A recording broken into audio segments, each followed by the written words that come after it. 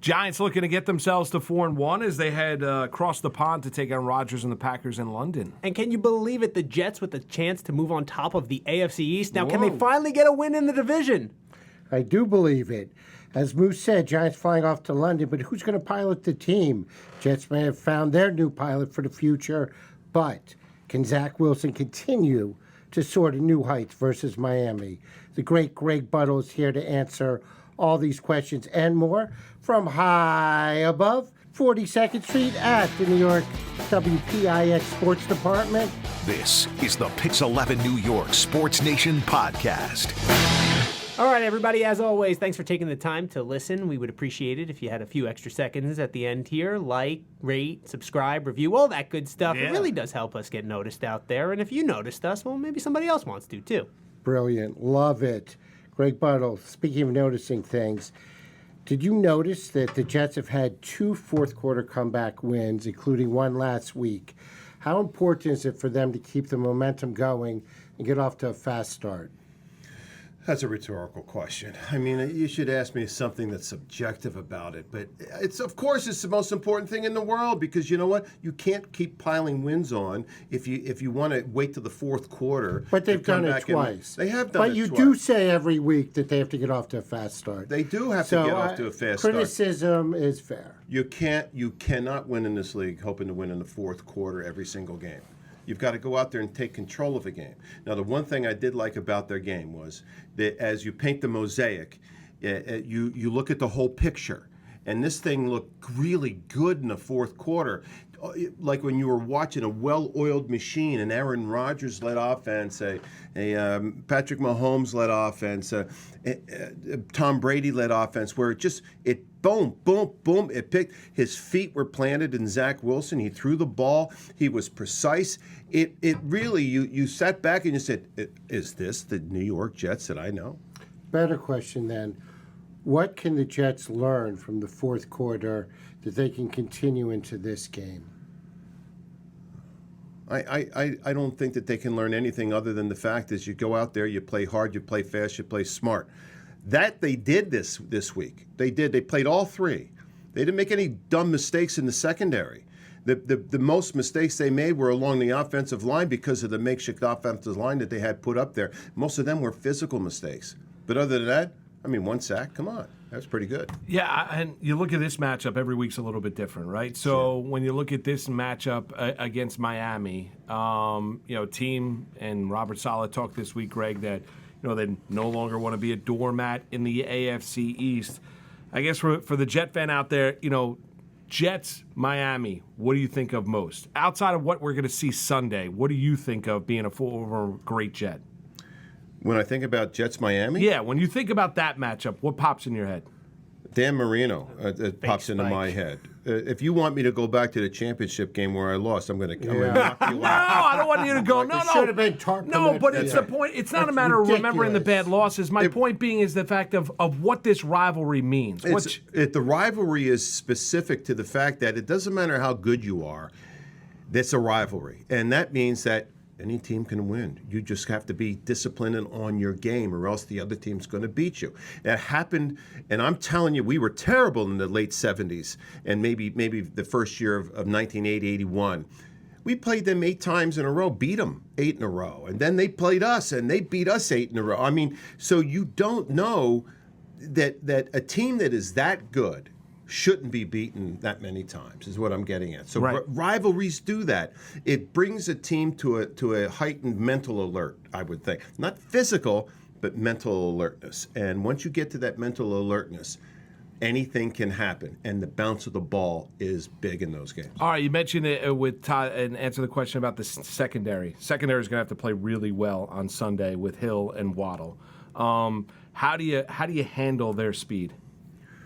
I think you handle their speed by the issuance of a defensive line that's going to put pressure on the quarterback in 2.5 seconds. Speed is cut when the quarterback has to throw it quickly. If you're going to have him sit back and stand around in the pocket, like Lamar Jackson did when the Ravens played him, for 5 or 6 seconds, it's hard enough physically to cover people, but when you make a mental mistake, you're done. So to me, you get the pressure on the quarterback, and you made him throw the ball in less than 3 seconds. I think that's good enough. The corners that the Jets have right now have been playing very well. I think that this is the best tandem that I've seen on the Jets in a long time. Safeties came to play last week. They made some turnovers, no mental mistakes. So to me, I think that the Jets are maybe rounding into shape. And in our conversations in the past weeks, we've talked about, I didn't think preseason was over until week 3 because they don't play anybody in preseason. It's ridiculous. But now there are no excuses. Great. Hey, Greg, what did we learn about Zach Wilson with those 2 fourth-quarter drives? And we've heard, obviously I wasn't in the huddle, but we heard that he was very boisterous and showed a lot of leadership qualities. What did you see with your expert eye? Well, I don't think I learned anything about Zach Wilson, but I did learn a lot more about Joe Douglas. This guy knows what he's doing. I mean, this kid played well. He was right on. He was good. Does that make him great forever? Does that make it an era? No. I mean, he's got to do it more than once. So what does that teach you about Joe Douglas? Joe Douglas has an eye for talent. He can see talent, and I'll tell you, there's certain things that you've got to see. You've got to see innate ability of players in certain situations. Certainly Garrett Wilson was one. I didn't watch Garrett Wilson a lot, but I will tell you something. He's better than I thought he was ever going to be. Jermaine Johnson, keep an eye on him. He's better than you think he is. And you look at Elijah Moore. This kid can play. Yeah. Corey Davis. I mean, now Corey Davis, you look at Corey Davis and you go, oh, no wonder the Jets went out and got him. So you got everything you need for this football team to play well, except a solid offensive line. And that's going to be the big question every single week. How are the teams going to affect the offensive line with the Jets, and what are they going to do defensively? If I'm the other teams, I'd be blitzing them. Okay, so there's run blocking and pass blocking. You talk about Joe Douglas. What have you seen from Breece Hall, and maybe that's something that could slow up the blitzing draws? Well, I would think that rookie running backs have a hard time understanding movement and all that kind of stuff because they didn't do that in college. They were beasts. But when you get in the pros, you got to know how to pick up a blitz. You got to know what the line strength is. You got to know where the free guy's coming from. You've got to be able to protect your quarterback. And when you chip, you knock somebody's block off. You don't just try to put a shoulder in there. So a lot of these things you have to learn and do it. And so, I mean, I like it. I like Breece Hall. I really do. I think he's a really good running back. But that doesn't mean that I want him to run the ball 30 times a game. I think it's the way they split them right now between Michael Carter and Breece Hall, I think is perfect. These guys get targeted in the game. Both of them do. Breece Hall now has dropped the ball a couple times, but I don't think that it's necessarily a habit of his. I'd have to see more of the panorama to understand that, but I think... I mean, the guy didn't fumble throughout his entire college career, and then, of course, he had that disappointing fumble, obviously, on one of his first carries. Well, yeah, but, again, like anything else, this is a game of men. It's not a game of boys. Yeah. College is a game of boys, and you stand out because that guy across from you can't play, can't match what you are. In the NFL, a different story. So right now, I like the way he's coming around. He's maturing. He's really tough. The play on the goal line, and you guys have heard me before, I can't take running the ball. Running the ball between the 20s, to me, means nothing. It's when you get in the red zone and short yardage and goal line, that's when it makes a difference. And do you know what? That was the difference in the football game. That one right there, because the Jets' final drive, what did they do inside the 20? Ran it, touchdown. So you're talking about the Steelers' defense now. You're not talking about any other defense. And the Steelers' defense is quite capable, without T.J. Watt, to stop the run. But they couldn't. And I think that's a huge fan. Yeah, I want to ask you about Vera Tucker. I mean, moving over a left tackle, I had experience with that a little bit. It was something that obviously wasn't out there before the game, Greg, that was going to happen. They've been ravaged by injury at the tackle position. The rookie Max Mitchell goes out to injury during the game as well. But just talk about, I mean, Vera Tucker, as good of a football player as there is on that team. You know what he is as a guard, moved out to tackle, even joked around with Joe that if they had him play center, he could go out there and play center. Whatever this team needs, he is one hell of a football player. Well, think about it. It's in my opinion, it's easier to play offensive tackle in college than it is in the pros. I'm sorry, the other way around. It's No, you hard, said it the right way. No, but I'm going to say this. Okay. It's harder to play offensive guard in the NFL because you're playing against behemoths in there, which he didn't play against a behemoth in college maybe one time. So that's a tough position for him to play. Offensive tackle for him, I think, is suited better because he matches up better against defensive ends and linebackers. So, to me, I like him at offensive tackle. When they moved him to guard, I'm going, geez, that's a shame. What did they move him to guard for? I thought he was going to come in and play right tackle. That's what makes it so impressive, though, isn't it? Because, he is, by all accounts, and we're talking about NFL offensive linemen, he's a smaller guard, and he's versatile, right? They move him, they can move around. But he has the speed at left tackle and the athleticism to play the tackle position. But at guard, like you said, the big guys that he's going up against and how he's been successful at the position, whether it was right guard or left guard, isn't that what makes it so impressive? Well, you mentioned a thing. He's not as big as you think he is, but he's got the speed. And what do you need as an offensive tackle? You need speed, right? Because you've got to defend the Von Millers of the world. You've got to, the guys that are coming off the edge and coming fast. He can do that, and so to me, I think it was an easier transition for him than to play guard in the NFL. Right. So doesn't it make it that much more remarkable that he succeeded at both positions? Well, I think it's again here. Let's go back, and I'm going to say it about Joe Douglas. I guess he kind of knew what he was talking about when he drafted that guy. Yeah. Everyone can yell at him about Mekhi Becton, but there's nothing wrong with Becton other than the fact he's injured. How does Joe Douglas know you're going to be injured all the time? Right.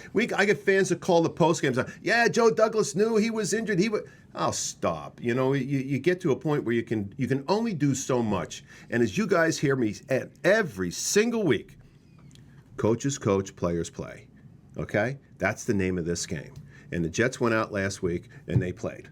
They played smart, they played fast, and they played hard.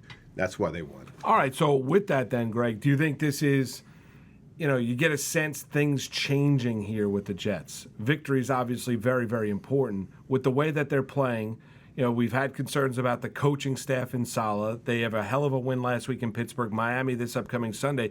You get a sense watching this group that you're seeing this team find itself and things are changing in Florham Park? I don't have a sense of anything. I do know one thing. I do know one thing. Be careful what you say because that's recorded. All right?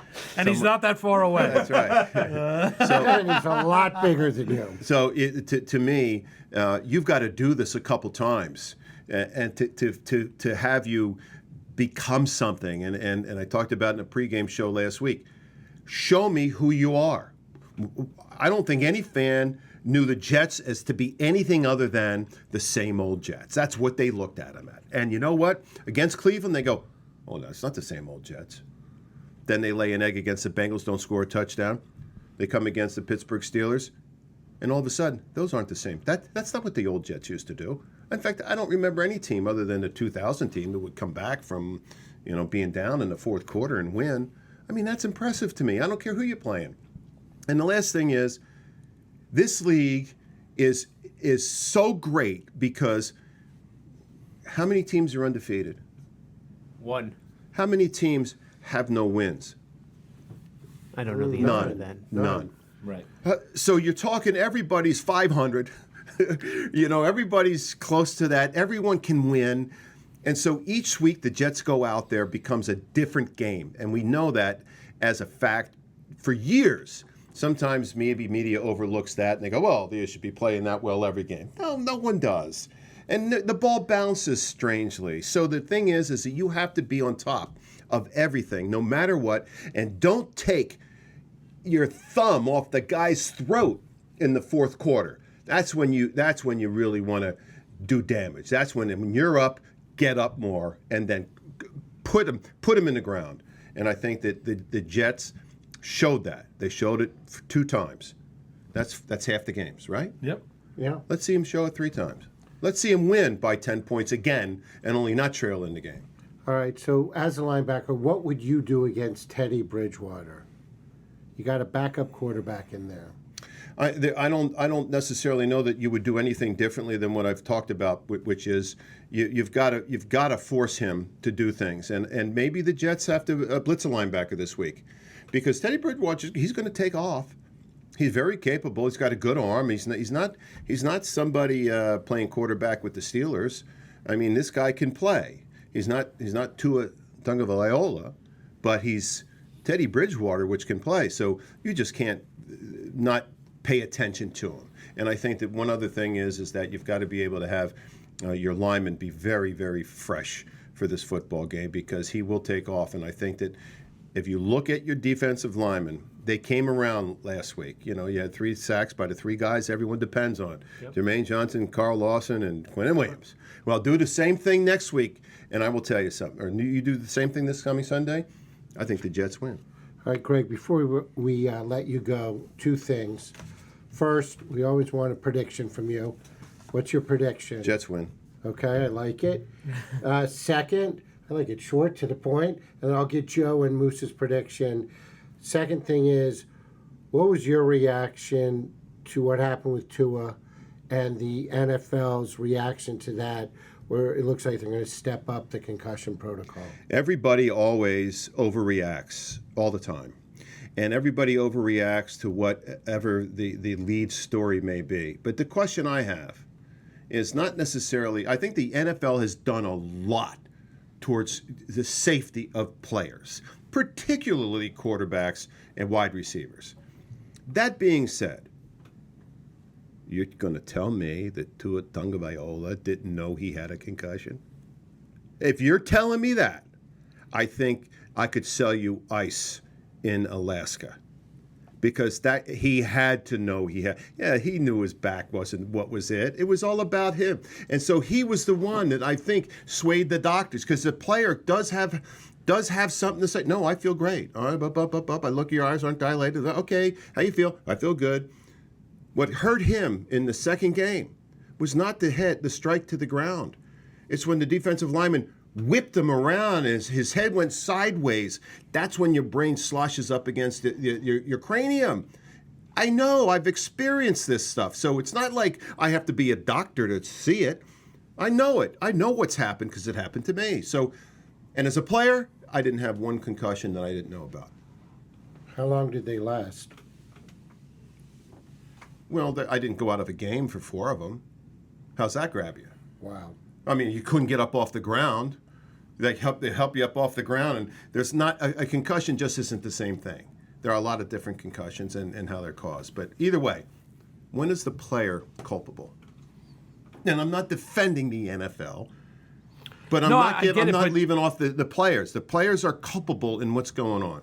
Well, but players want to play. So, I mean, as a doctor, though, you have to be to there for their team. Well, right? as a doctor, there, how is he not in the concussion protocol just based on the symptoms we saw after against the Bills? Well, the protocol is, what's the protocol? What, if you get hit in the head, all of a sudden you got to come out of the game forever? Is that the protocol? Well, no, but he had trouble standing. He had trouble standing. He had to be, 2 of his offensive linemen had to hold him up as he was walking. He was shaking his head. I mean, the doctor's been fired. Yeah. I mean, so the team doctor. Why did they fire the team doctor? Well, this was a doctor that was. It's okay. No. This is an independent evaluator, Yeah, right? That's the whole thing. The NFL has. That's why I think this is because good. A team doctor is going to basically, there are players that don't trust the team doctor because the team doctor is going to tell you to get back on the field. This is somebody independent of the team. Well, no, they have to agree. The team doctor and the team doctor can go say, no, I don't think he should play. I'm a team doctor. Yeah. You're not going to question my ethics on whether I'm going to allow. I think he's evaluated by an I think that's why they have an independent. I think that's why they have an independent. No, but that's just because you have an independent guy doesn't mean that the team doctor can say, no, I got to tell you, I wouldn't put him back in. Well, but here's the other. Okay, so you want to say he went back in. How is there not, when the Miami Dolphins are buying into this idea and selling the idea that it's a back injury after watching that video, when everybody and their mother knew, and then you have Mike McDaniel coming out there saying we're a players' first organization. All I care about is the players' health and safety. Doesn't that ring really, really hollow? We can talk about this all you want, but this is an issue, and I'm telling you, it just doesn't come from a doctor. comes from the players. Sure. And the players should look at themselves and say, listen, this is what it is. If you have any cause to think that, you know what, you're dizzy or you shake your head, I would tell them right now, if you're a player and you think you have a thing, go shake your head and see what happens. That'll tell you right away. Ooh. Anyway, that's my point. Mr. Buttle, always a thrill to have you. Appreciate you very much. Appreciate your opinions. Speaking of opinions, Moose, Jets, Dolphins, Yeah, who wins? I take the Jets. I take the Jets plus the points. Oh, I love it. Oh, No. 2 Jets. I love it. Well, I couched it a little bit. I said plus, Plus the points, plus the yes. points, plus the 3.5. Joe got it. So you don't think they're going to win on the I field? don't think they're going to win Oh, down you the don't feel field. like But I you think think it'll be a close I think game? it's going to be a Oh, close it's 3 game. and a Hawk. That's not yeah, bad. like I think it could So be. anything could happen. I at think the Miami, end. right? I think they'll have an opportunity in the fourth quarter. You're paying Teddy Bridgewater $6.5 million for a reason. He's a really good backup quarterback that, some would make the argument, right situation, he could be a starter. Some might say he's a Absolutely. better quarterback than Tua. Yeah, I mean, Tua's had a really good year, Yes, but he has. I get the point that you're making. But they've got Waddle, they've got Hill, Yeah. they're dealing with that speed. Yeah. Greg mentioned if you don't get after him, he can evade the pass rush as well. He's not a sitting duck in the pocket. I would probably take Miami. Extra time to prepare as well. I'd probably take Miami. No, you're I mean, I taking take the Jets, but I Plus the plus points. plus the points. points. There you But go. Miami Nevertheless, wins. you Yes. said the Jets. I hate when people do that, but I'm going to do that this week. We love when you do that. So the Joseph? Jets are 0-12 in their last 12 division games. That's not good. Is that not good? That's 2 not full good? seasons without a win in dozen? the division. They What's- haven't won a game it's at not going to be home. a Baker's dozen, which is good. They haven't won at home yet this season, so home field advantage is not a thing when it That's not comes to good Gang either. Green. Robert Saleh said that they got to give their fans something to cheer about this week. I don't think it happens this week. I think that this wide receiving core is just extremely talented in Tyreek Hill and Jalen Waddle. And what the Jets have shown this season is the ability to give up a big play because of a lack of communication in the secondary. It didn't happen last week. I don't think Pittsburgh and that offense was the team that was built to take advantage of that. I think this one could get ugly on the back end here, especially because they're coming off a win. And Buttle said it, you got to all over stack the wins. Dolphins. I'm all over the Dolphins this week. I think they win Plus, this one big. can we share a little something? Because Joe and I, we talk gambling. Absolutely, yeah. So, we can I mean, talk. Okay, go so- ahead. You want to go into the system? No, Joe's got a system. Yes. A very, very profitable system that he developed, that he knows about. He has told me about the system. Every single week. Yeah. Not every team. No, wins, no, not every team. It's not perfect. So explain so to here, so you for the love the gambling crowd Dolphins out there. I'll try I and asked Joe off explain the air. I this. go. He took notes. He had to write down. I did the write it notes down. on Of this. course, Absolutely. of course. I write something down. I learn. Listen, If so- I don't write it down, I don't learn. So of course the system was 5-1-1 last week, right? Yeah. And then we're going to go set this up for this week. Well, but that's it. Tell everybody the system. So the It system works. is you take a team that won and covered the spread the previous week, facing a team that lost and did not cover the spread the previous week, and you take the team that lost and did not cover the spread. This Wow. week, that is the Miami Dolphins. They lost and did not cover against the Cincinnati Bengals. The Jets won and did cover in their game against the Steelers. So this week, you have to be on the Miami Dolphins. It's like the smell test, Sure. All right. right? Right? No, because there's a lot of games that I have to hold my nose to pick in Yes. this. For example, your Washington Commanders are a team My that seems to Moose is qualify also. just about every week as long as the other team won and covered the spread because they always lose and do not cover the spread. So you have to hold your nose. They were the one loss last week in this system. Oh, sorry about that. Commanders stink. Yeah, God. they do. I They're- understand, but I this love is them a New York anyway. podcast. It doesn't matter. I love them. Commanders stink. Look, I'm a loyal guy. I love you. I love you too. I Okay, so understand, that's it. but So I they're love my terrible. team. They're terrible at what they do. All right, So go ahead. Todd, speaking tell of us why terrible- the Jets are going to win. Oh, the Jets, Oh, that's easy. Thank you. You know what I like about you, Joe? You ask layup questions. This is a layup. They're going to win because I think the Moose knows a lot about football. The Moose said it's going to be close. This year, when it's close in the fourth quarter, the Jets have found a way to win. No matter how crazy it is. The onside kick, insane. The Jets have found a way to win. 2 touchdowns with Zach Wilson coming off an injury. They found a way to win. So if it's close in the fourth quarter, it's 3 and a hook. They're coming down to it. The Jets will find a way to win. Beautiful. And not only that, but I always pick the home team. There you go. Okay, so now let's move on to the Giants, who I don't know if I can actually pick them. But so the biggest problem with the Giants right now on Thursday afternoon when we're taping this is we don't know who the quarterback is going to be. So coming out of Wednesday's practice, Daniel Jones participated. He said he can play depending on how he recovers. The biggest question that I'd like to ask you guys is what can we expect? Because the best part of his game is his ability to scramble. And that, even if he plays, he's not a pocket quarterback like Tom Brady. No, I think you're seeing positive signs with him being at practice and running and rolling out and doing everything. For the part of the practice on Wednesday was open to the media. Also, the Giants had 3 quarterbacks from A.J. McCarron in on Tuesday. Didn't sign any of the 3. They did bring back Landon Collins and signed him to their practice squad after they lost A.J. Klein off their practice squad. And he's going to play a little linebacker potentially maybe down the line for Wink Martindale. Hybrid. Yeah, and not Sunday in London. Buffalo nickel. Yeah, I mean, he's going to, the Giants have got big problems against Green Bay outside of the health of Daniel Jones, a quarterback. But it's a fair one. You take him out of the mix. What does it look like if it's Davis Webb? It looks significantly different. Even with Webb's familiarity being up in Buffalo with Brian Daboll, Giants' familiarity obviously with Davis Webb, it's going to look conceivably different. If you're asking me my gut, I think he plays Sunday, ankle injury and all. I think he gives it a go. I think they tested out on Wednesday. Don't know it, just my gut.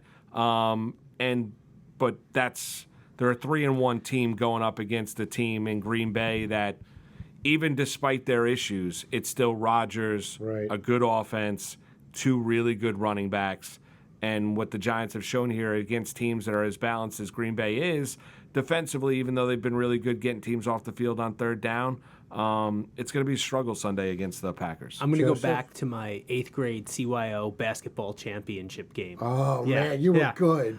We were good. It was a team sport. But I sprained my ankle the week before. This is the point of the story. Nice. I went into the doctor. The doctor said, you got to be off it for 2 weeks. I looked at my mother and I said, there's no way I'm off it for 2 weeks. I'm playing in this game. We've all had sprained ankles before, and we know there's different severities, right? The fact that they put Daniel Jones back out on the field in that game tells me it wasn't a severe sprain, right? And he is obviously back at practice. And this is my local doctor. It was Dr. Vento at the time. I want to give him a shout out. I think he's still in business, not my current doctor.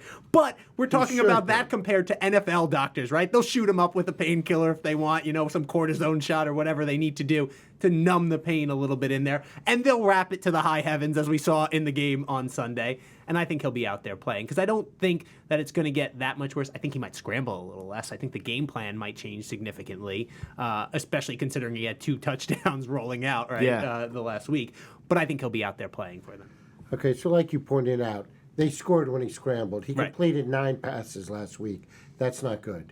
It's been a decade since the team has not gotten to double digits and won a game. I think wasn't it the Giants they were saying in some sort of champion? They've tied a record from like the 1950s when it comes to the offense that they've created, basically running the ball. Yes, the running offense. That is true. So the question is, what can we possibly expect out of a hobble Daniel Jones when last week, at least, until he got hurt, they only completed 9 passes on the game. We can expect him to do what he's been doing all season long, turning around and handing the ball off to Saquon Barkley, finding different ways to get the ball to Saquon Barkley. Well, they also don't have receivers. Exactly. Either. There's nobody else.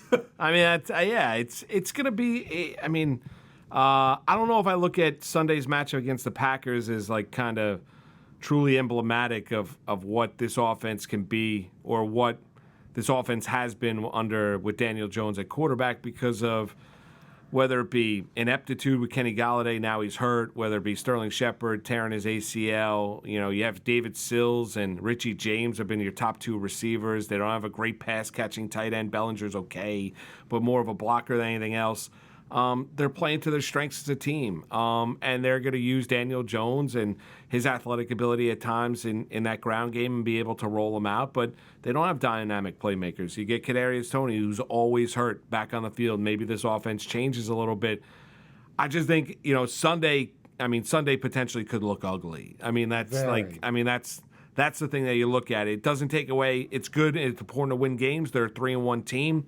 The Giants are better than the Chicago Bears. They're better, or were, the opening week, second half against the Tennessee Titans. But there are issues with this team when they go up against better teams. You saw that against the Dallas Cowboys on Monday night, and I think you're going to see it Sunday in London. I think the one thing that, if you're looking for a silver lining here, is the fact that Green Bay looked really bad against New England last week, and that offense was down to a third-string quarterback as well, right, in the situation there. And their offense didn't move the ball, really, Green Bay. I mean, they had a pick six. New England didn't really move the ball. They had a pick six at the end of the half, which Moose is still scratching his head as to why they threw it. Right, Jack Jones, I have no idea. He was an unbelievable young cornerback. But, right. I mean, Green Bay also had the pick six, and on their opening possession, they fumbled the ball in midfield, Romeo Doubs. Exactly. And so that is these young wide receivers, right? Aaron Rodgers doesn't seem like he's on the same page with all of them. He's still going to his veterans. Their old reliable Randall Cobb is making big plays. And I think that, the week you go to London is not the week I think those things get ironed out. And the fact that they played basically an extra quarter of football in that overtime game there. So I think those are little things where I think the Giants' defense might be able to keep them in this, but they're not as talented on defense as New England is. The thing that would look at that game is, and Joe, you and I, we were watching it. We were all watching it here at Picks at the time. Was they were able to line up in the second half and run the ball down Green Bay's throat. Right. So that would be something where, with their third-string quarterback behind center. So that would be something where you say, all right, well, let's look and go to work about what New England did with their blocking scheme up front, because they were just, for the better part of the second half, up until their last drive of the fourth quarter, they weren't throwing the ball all that much. They did some play-action passing where guys were open downfield because Green Bay had to bring extra guys into the box to stop the run. Giants have been very, very reliant on the run game. Go to work about what New England was able to do up front with their offensive line. Now, can the Giants be able to do the exact same thing against the Packers? We'll find out. It's also game and score, too. That game was close. Right. Green Bay all of a sudden find themselves in a game as they're a huge favorite in the game. If Rodgers... that game could look distinctly different. Rodgers doesn't throw that pick six at the end of the first half. Yep. Packers don't score there, but they score to start the second half, and then all of a sudden that's a two-score game, and we're looking at maybe a completely different game. It's interesting the way when you watch NFL games, how they play out, one play can completely change the course and context of the game. The Jack Jones pick six did that Sunday for the Green Bay Packers. I guess my concern going into the game is, on offense, obviously they don't have the receiver weapons. And if they don't have Daniel Jones, who can scramble, it's down to Saquon. As amazing as he has looked, it seems intuitive to me that the Packers can just pack the... Yeah, but you would have thought that, Moose just made the point, you would have thought that would have happened last week against New England when you're down to a third-string quarterback. You just pack the box and take the running game out of it and force them to throw the ball. But, they were creative enough in getting a couple plays, I think, out on the edges with some wide receiver screens or whatnot to just loosen them up and just keep them on their heels a little bit. And that's what the Giants need to do. Yeah, I would agree with that. I mean, I think it's, does Green Bay come out Sunday against the Giants and, set a tone early in the game? Because they could really make this very, very uncomfortable if they are on point offensively, able to move down the field, make it a 2-touchdown game. They can make this game very, very uncomfortable for the Giants. The one thing that is lucky, this is a home game for Green Bay, right? But it's in London. Yeah. And I think the Giants get lucky on that one, because if this game was in Green Bay and they're home and they're still stewing after that, New England, I think, that is what Moose just said is not a probability. It's almost an inevitability to me. I think the London thing, maybe body clocks and doing that. Hopefully, and we all look at it. I mean, and that's fair. But you look at Green Bay and you say, okay, well, their wide receivers are inexperienced. And Rodgers was asked the question earlier this week. It might have been on the Pat McAfee show, or somebody else. I forget where I saw it, but was asked, does that kind of motivate you to stick around watching these young guys develop? Well, they're not without. Well, we'll see. They're not without talent. Lazard developed.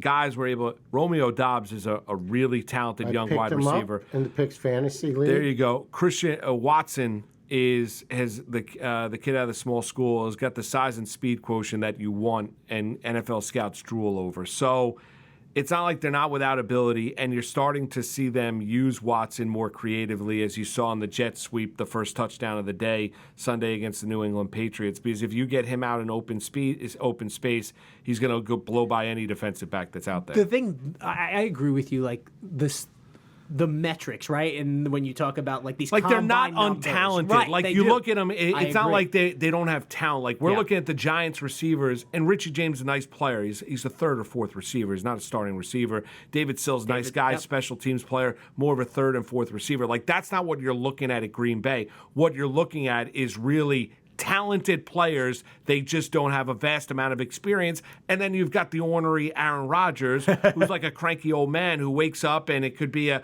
day where there's one cloud in the sky. He's going to focus in on that cloud unless and be ticked off ayahuasca. All day. Yeah, right. Unbelievable. But I mean, that's what Rodgers is. No, I mean, he's never happy. When do you ever? I mean, he's just never happy. Super Bowl. That's it. The only time he's happy is when he's on the McAfee show, which is a good show. Entertaining. Yeah. It is entertaining. Yeah, Relax. I mean, right. All right, so gentlemen, me personally, if I'm looking at that game, I put my money on Aaron Rodgers. Yeah, I think you're What? a smart man. Yeah. Yeah. Wait a Sadly. minute. If you took your money and put it on the Giants, I think your wife would take your bank card away. I don't think my wife is giving me my bank card. She hasn't given it to me yet. No, she handles all finances. Yeah, I think it's going to be a tough day. Yeah. But I also like the expectations for me have not changed with the Giants, and one game against Rodgers and the Packers isn't going to change it as well. Like, I don't all of a sudden, and Joe, I mean, we've all talked about it here. Like, I don't all of a sudden look at the Giants differently because they're 3-1 through 4 games. It's still a rebuild. Right. They've still got a roster that needs to be turned over in a lot of different spots, and there is a new regime change. So, if it looks ugly Sunday against Rodgers and the Packers, that's okay. Yeah. Because they're also in a different spot. They're trying to get to where they were a couple years ago, which is back to the NFC Championship game. They're trying to win a Super Bowl before the Rodgers era in Green Bay comes to an end. Right. You know, I'm curious though, if they play this game close, even if they lose, does that change? Maybe. For you? Because this is the first, we hear about these measuring stick games in the NFL. I mean, Joe, would it? I think it would say more about the Packers than would the Giants. Interesting. And you know what's funny? I think that's exactly where I was thinking. But I think that you think more about both of these teams. I'm not sold on the Packers, right? I think we're living in years past with them. They lost one of the Smiths. I think it's Zadarius went over, right? Zadarius went. Preston's still there, the former commander. So that's not the same thing. I think that left in free agency. And obviously we know Devontae Adams. Yeah, he's smart guy. I'm not sold on Lazard either, right? I'm not sold on Lazard because of we haven't seen him for a full season without Devontae Adams. He hasn't looked great to me. He wasn't able to win one-on-one matchups out against the corners because New England's strategy this week was to blitz Rodgers and make those wide receivers win matchups, and they couldn't do it a lot of the times. No, true. And so that's the one reason. Like, I am not as high on Green Bay as I think a lot of people are, just because you see Aaron Rodgers at quarterback. So you're taking the Giants and the points. Well, I mean, I don't even know who's going to be the quarterback for sure at this one. And I think if you're talking about if Daniel Jones was healthy, right now I believe it's 8. I saw last check. If you told me I had a healthy Daniel Jones and I knew they were going to use him in the running game, I would take the 8 points in London. Okay. So this with an week, unhealthy Daniel Jones, you won't take the 8. Well, I know I'm going to stay away from the game, and it doesn't fit the system bet, obviously, Moose. Because if it did, then I'd have to take the Giants one way or the other. But it doesn't fit the system bet because Green Bay won last week. So as far as on the number, I'll stay away. But I actually think the Packers will win this one, but it's going to be close. I think this is going to be a close game. Quick question: with the system, do you bet the same amount of units with each bet? No, I personally, you can, absolutely, but I vary the amount of units based on, that's where my gut comes into play and my other research and things. And if he's on a heater. Am I on a heater? Exactly. And that's when you get never get off a heater. And when you get the 5-star play, that's when you get brought back to reality, of course. This one can't go wrong. Yeah, this is the one. So, Moose, little promo for the Blitz, please. Oh, yeah. Saturday nights at 10:30 right here on Pix 11. Myself, Joe, Justin, Greg Buttle, David Tyree, breaking down Jets and Dolphins, breaking down Giants and Packers in in London, and we're also joined by NFL insider Gary Myers. So it's going to be a show. Joe, Yankee Nation promo? I mean, Aaron Judge hit 62 home runs, right? We're talking Our final about edition of playoffs. Yankee It's Nation. the final edition as And then get we you ready for expand the back playoffs. to New York Sports Nation to an hour. It's a beautiful thing. We'll have you, of course, covered with the championship chase, obviously, throughout every Sunday. But, we're talking about a World Series. It is October baseball, baby. Yes. So tune in at 11 o'clock for New York Sports Nation. Keep it there for Yankee Nation. Thank you so much for listening. Why not? Come back next week. That's it. Talk to you then. See you guys. What was that word you used to me that I go, you got to be better than the Jets' victory to do that? What did you ask me to do? Oh, no, the can't. gritty. What's The a gritty. gritty?